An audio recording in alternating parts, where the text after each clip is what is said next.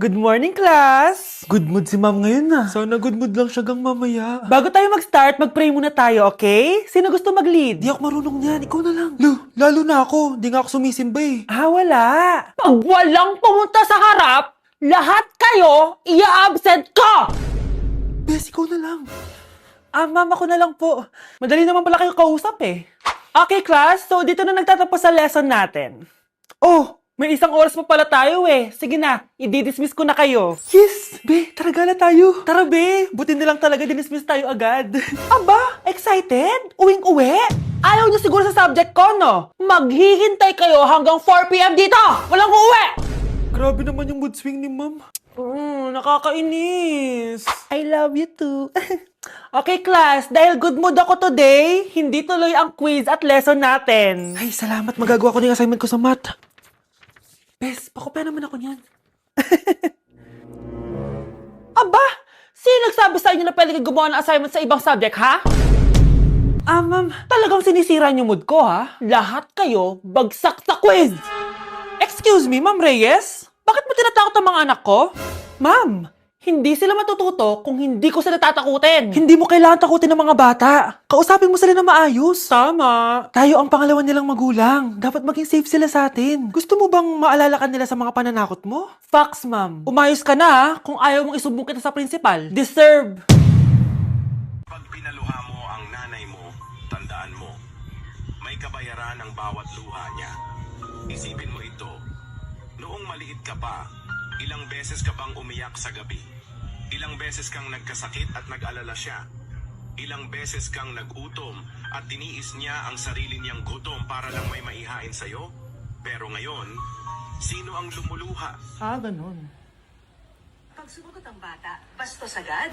Hindi ba pwedeng nagpapaliwanag lang? Hindi ba natin kaya makinig? Lalo na kung ang bata maayos naman ang pananalita, hindi naman mataas ang boses, hindi naman bastos pag nagpapaliwanag. Ang iba kasi sa atin, hindi naman nila lahat talagang ayaw makinig. Pag nagpapaliwanag ng bata, sure na tayo. Ay, Nay! Good news! Nanalo ako sa loto! Totoo ba, anak? Tumama lahat ng numero sa panaginip ko, Nay. Ay, alam mo, anak, swerte ka talaga eh. Nay, may good news din ako. Gagraduate na ako next month. Talaga ba, anak? Akala ko talaga bagsak pa rin ako eh. Buti naman at di ka na ulit ng high school. Congrats! Good luck sa college! Mga anak, may good news din ako. Sabi ng doktor, magaling na daw ako sa sakit ko. So, ibig sabihin, hindi mo na kami makakalimutan, Nay? Oo, anak. Parang sunod-sunod yung swerte natin, Nay, no? Siyempre, dahil din yan kay Lord. O sige na, anong oras na? Matulog na tayo, ha? Good night, Nay. Grabe, ang kalat naman. O anak, ba't kising ka pa? Nay, sobrang kalat kasi dito sa bahay. Naglinis lang ako. Anak, tigil mo yan! Masama yan! Ha? Bakit? Masama na ba maglinis, Nay? Hindi mo ba alam yung pamahiin na bawal magwalis sa gabi? Kasi pag nagwalis ka, parang tinataboy mo daw yung swerte palabas ng bahay. Ako, Nay, 2025 na, naniniwala ka pa rin sa pamahiin? Tumatanda ka na talaga. Ay, hindi ko alam, anak. Takot lang ako na malasin ulit tayo. Sige na, Nay, itulog mo na yan. Malapit na ako matapos dito. Matulog ka na rin, ha? Nasaan na yun? Hindi pwede mawala yun! Anak, ano nangyayari? Umagang-umaga sumisigaw ka. Nay, nawawala yung lotto ticket natin. Hindi natin makiklaim yung pera. Ha? Sige anak, tutulungan kita maghanap, ha? Ay, baka nandito lang yung banda. Anak, ba't ka umiiyak? Ayoko na. Ginawa ko naman lahat eh, pero binagsak pa rin ako ng teacher ko. Ano? Hindi na daw ako kasama sa mga gagraduate, Nay. Lahat ng effort ko nasayang. Anak! Nay, magpahinga ka muna. Ako na muna bahala dito. Ano na naman nangyayari sa pamilya natin? Anak? Scarlett? Kyle? Susan? Kamusta ka na? Dok?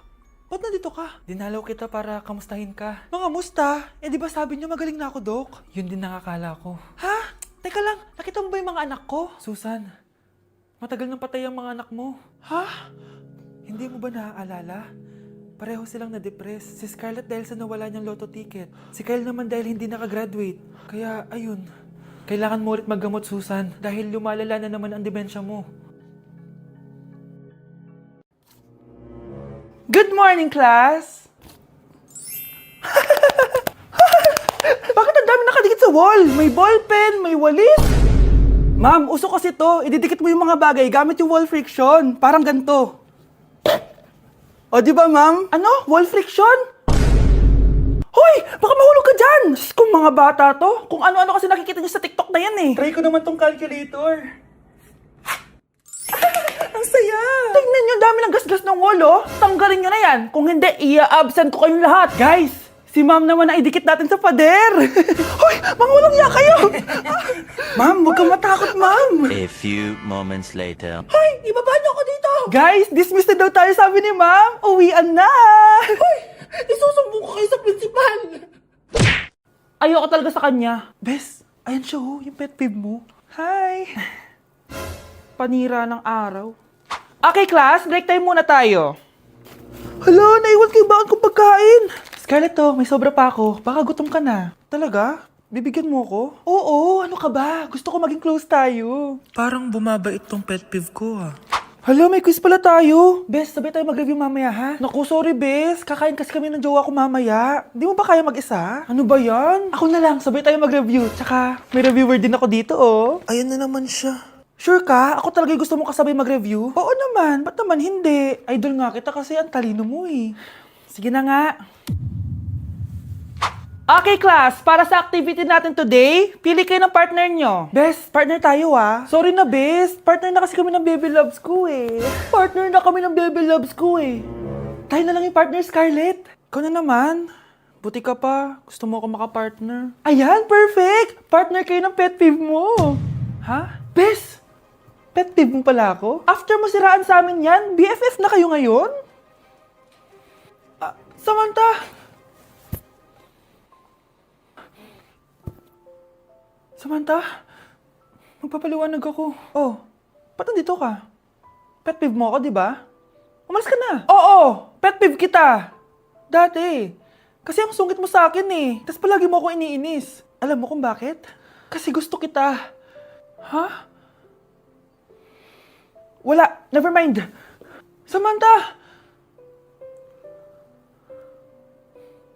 Nandito ako sa Japan at kakain tayo kasi di ako makatulog guys. Time check 1 AM na. Imbis na natutulog, kakain tayo. Buti na lang talaga sobrang lapit lang ng Family Mart sa hotel namin. Ito yung hotel namin, tapos ito lang yung Family Mart. Diba sobrang lapit? Sobrang daming pwedeng bilhin oh. Daming onigiri oh. Kuha tayo neto, mukhang masarap tong chicken and vegetables. Hindi naman ako sobrang gutom, may mga gusto lang ako itry. Kuha tayo netong favorite kong drink. Try naman natin tong blueberry na flavor. Tapos ganito din yung Yakult nila dito. Actually, pampatulog pala to. Akala ko Yakult talaga siya. Ito muna bibilin ko dito, hanap tayo ng 7-Eleven. Eto guys, may nanap ako 7-Eleven.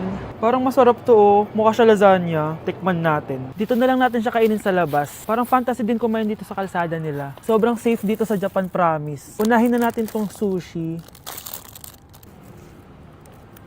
Alam nyo ba, kahit maglakad kayo mag-isa dito, sobrang safe, promise. Walang mga haras sa inyo. Walang kriminal, ganyan. Kaya ang sarap maglakad sa labas kasi alam mong safe ka, di ba? Tapos, sobrang babait pa ng mga Japanese. Swear. Pero sabi naman ng ibang Japanese, parang mas lang nila yon, pero ang totoo, ginajudge ka nila.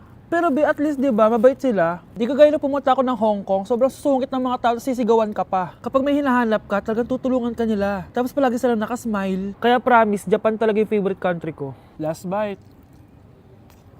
Okay, next natin itong parang lasagna. Guys, sobrang bango. Sobrang sarap ng itsura niya. Tikman na natin. Ang sarap! Ito din yung gusto ko sa Japan. Sobrang sarap ng mga pagkain nila. Like, promise. Wala pa kami natitikman dito sa Japan na hindi masarap. Kaya every time na pupunta talaga kami dito, promise na yon, natataba kami. Pero okay lang, Japan to eh. Alam nyo, minsan, naisip ko na dito na lang kaya kami tumira. Pero ang naririnig ko sa ibang foreigners na nakatira dito, masaya lang daw dito as a tourist. Pero kung dito ka natitira at mag-work, nakaka-depress daw, ganyan nakakalungkot. Kasi sabi nila toxic daw yung work environment dito. Pero ako, kung titira ako dito, gusto ko forever tourist ako. Inumin natin tong Yakult na nakakaantok. Last bite! Pabalik na ako ng hotel guys and inumin na natin to favorite nating drink. Medyo malansa siya tas maasim. So yun lang guys, bye! Anak, manood ka na itong Cocomelon para malibang ka. Sige po, Nay. Cocomelon! Ang cute nila. Quack, quack, but only 4 little ducks came back. Cocomelon ba yun?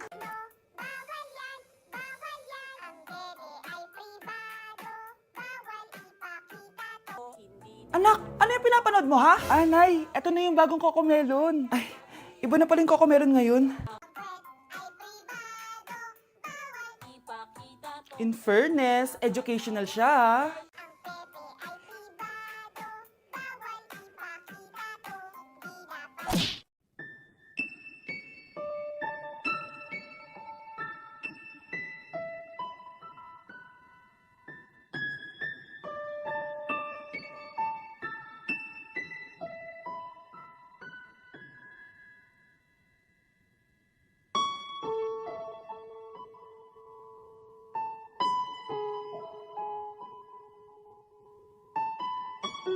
Eating only Jollibee for a day? Let's go! Pero guys, may rules tayo. Hindi ako pwedeng umulit ng o-orderin. Kung nag-chicken ako ng breakfast, bawal na ako mag-chicken ng lunch. So, tara na. Mag-umpisa na tayo. Hi guys! Good morning! So, it's currently 9:07 a.m. Mag-breakfast na tayo at alam nyo na kung saan tayo kakain sa itim na bubuyog. Let's go guys! Guys, nandito na tayo!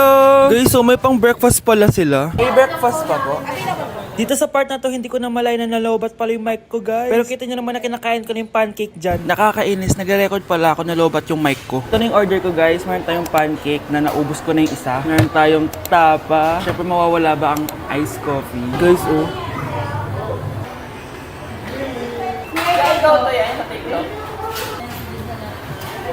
Ang sarap na, guys. This is my new favorite. Okay, next naman, itong tapa. Tikman